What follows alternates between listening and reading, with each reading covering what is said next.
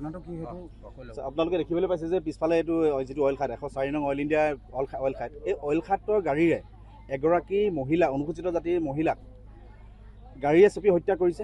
আৰু অইল ইণ্ডিয়াই কৰ্তৃপক্ষই কি কৰিছে, আজি এমাহ দিন পাৰ হৈ গ'ল, তেওঁলোকৰ কিন্তু গা লৰা নাই। তেওঁলোকে ভাবিছে যে কি অনুসূচিত জাতিৰ লোকসকল মানে অনুসূচিত জাতিৰ ৰাইজৰ সৰলতাক তেওঁলোকে দুৰ্বলতা বুলি ভাবিছে। আৰু এই দুৰ্বলতা সুযোগ লৈ তেওঁলোকে ভাবিছে কি তেওঁলোক দুৰ্বল, একো কৰিব নোৱাৰে। গতিকে আমি তেওঁলোকক আজি এই 104 নং তেওঁলোকৰ অইল খাদৰ পৰা তেওঁলোকক সকীয়াই দিছোঁ।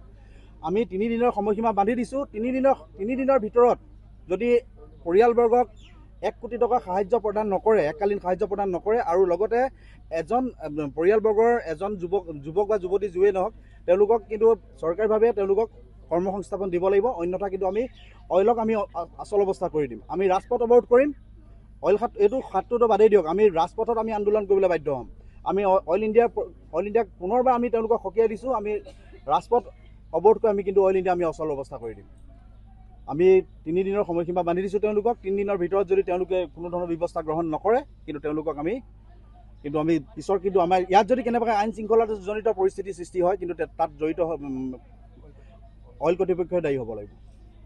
মুঠতে মোৰ প্ৰথম কথা হ'ল আমাৰ ভণ্টিৰ উচিত ন্যায় লাগে, উচিত ক্ষতিপূৰণ লাগে। যিহেতু 3টা ল'ৰা ছোৱালী আৰু তাইক লৈ আমি ধুনীয়াকৈ আছিলোঁ, কিন্তু আজি তেওঁলোকৰ এই কামটো ইয়াত হৈ থকাৰ কাৰণে ৱেলটো তেওঁলোকৰহে কাম ইয়াত কৰিবলৈ দিছে। কাৰণ আজি যদি মোৰ ঘৰত যদি মই হাজিৰা মানুহ এটা লগাওঁ, হাজিৰা মানুহটোৰ সেই বাৰীখন হৈ নাযায়। মই মালিকী পক্ষ মই দিয়াৰ কাৰণেহে তেওঁলোকে কাম কৰি আছে। তেওঁলোকে গায়েৰা মন্তব্য দিলে নহ'ব, উচিত ক্ষতিপূৰণ দিব লাগিব, নহ'লে আমি প্ৰতিবাদ সদায় চলাই লৈ যাম। এইটো স্পষ্ট কথা। আমি ইমান দিন বাট চালোঁ, এতিয়া আৰু নাচাওঁ। আমাক কেইদিনমানৰ পিছতে তেওঁলোকে ডেট দিয়া কথা, কিন্তু আজিলৈকে ডেট দিয়া নাই। তেওঁলোকে নিয়াৰিকৈ কাম চলাই গৈ আছে, কিন্তু আমাৰ ফালে তেওঁলোকে সমূলি গাফিলতি কৰিছে, গায়েৰা মন্তব্য দি আছে। কোনো ধৰণৰ আজিলৈকে তেওঁলোকে ডেট এটা ল'বলৈ সক্ষম হোৱা নাই অইল কৰ্তৃপক্ষই। কিহৰ কাৰণে এনেকুৱা হৈছে? আজিতো আমাক মাতিছিল, আমি গ'লোঁ, আমাক এসপ্তাহৰ ভিতৰতে তেওঁলোকে ডেট দিয়া কথা, যি কি নহওক। কিন্তু কিহৰ কাৰণে ডেট দিয়া নাই, কিহৰ কাৰণে ইমান দেৰি হৈছে, সেইবোৰ আমি নাজানো। মুঠতে আমি অধৈৰ্য হৈছোঁ ৰাইজ, সেইকাৰণে আজি আমি প্ৰতিবাদ কৰিবলৈ একদম দলে বলে ওলাই আহিছোঁ।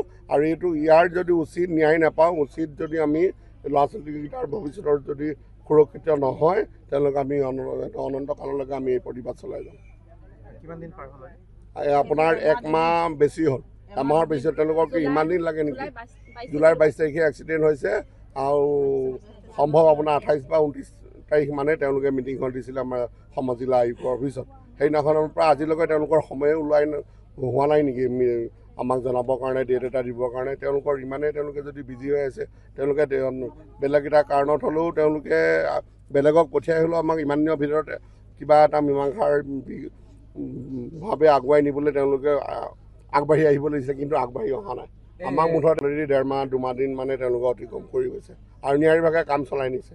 আমি তাত কিন্তু বাধা আৰোপ কৰা নাছিলোঁ, কিন্তু আজিৰ পৰা কিন্তু সমূলি বাধা আৰোপ কৰা হ'ব। এতিয়ালৈকে বন্ধ কৰা নাই আপোনালোকে? আমি বৰ্তমান কাম তেওঁলোকে যেনেকৈ দিলে তেওঁলোকৰ খাতিৰত, ঠিক আছে, আপোনালোকে মীমাংসা ডেট দিয়ক, আমি মিটিং যেনেকৈ ভাল হয় সমাধানৰ ফালে আমি আগুৱাই যাম। আমি বৰ্তমান কাম বন্ধ নকৰোঁ বুলি তেতিয়া তাত কোৱা হ'ল। তেওঁলোকে ক'লে ঠিক আছে, আমি আপোনালোকৰ কথা মানিম, কিন্তু সেইভাগে কাম চলি আছে। তাৰ উপৰিও ইমান দিন হৈ গ'ল, তেওঁলোকে কোনো এটা মীমাংসাৰ কাৰণে ডেট এটা দিয়া নাই, আলোচনাৰ কাৰণে মাতা নাই। আমি খবৰ লৈ আছোঁ, আমি বাইদেউকো খবৰ লওঁ, যিহেতু চাইকল বাইদেউ কৈছিলে আমি আপোনালোকক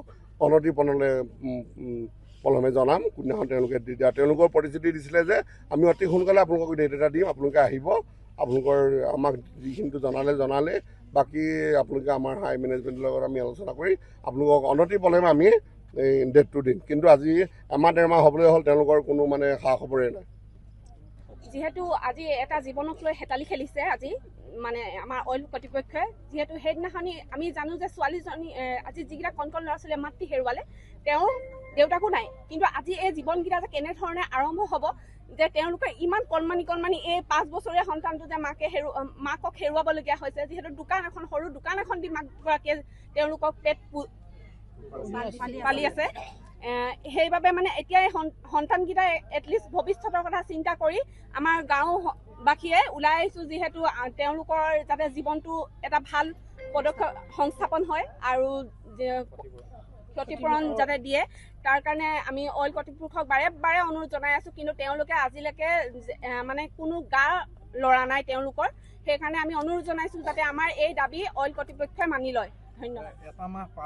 এটা মাহ পাৰ হৈ গ'ল। আজি তাৰ পিছত কোনো ধৰণৰ আমাৰ এটা মাহ পাৰ হৈ গ'ল, কিন্তু তাৰ পিছতো কোনো ধৰণৰ ক্ষতিপূৰণ আমাৰ লগত প্ৰদান কৰা নাই তেওঁলোকে। আৰু আজিলৈকে মমায়েকত যিহেতু তেহেঁতি সৰুৰ পৰাই মমায়েকৰ কাৰণ কেলে ল'ৰাটোৰ 15 মাহ হৈ থাকোঁতে দেউতাক ঢুকাইছে আৰু তাই ঘৰত অকলশৰীয়া কাৰণে তেওঁ নিজৰ মাতৃঘৰত বাস কৰিছিলে আৰু তাতে 3টা সন্তানক লালন পালন কৰি আছিলে। আৰু আজি মাতৃ হেৰুৱাৰ পিছত ল'ৰা ছোৱালীকেইটা মাৰোৱা হ'ল বা দেউতাকো নাই, তেওঁলোকে একেবাৰে নিথৰুৱা হ'ল। সেইবাবে আমি অইল কৰ্তৃপক্ষক বাৰে বাৰে অনুৰোধ জনাইছোঁ, যিহেতু আমাক মানে ন্যায় লাগে। সেই তাকে যিকোনো খবৰৰ বাবে যোগাযোগ কৰক 9181 307 221 আমাৰ এই নম্বৰত।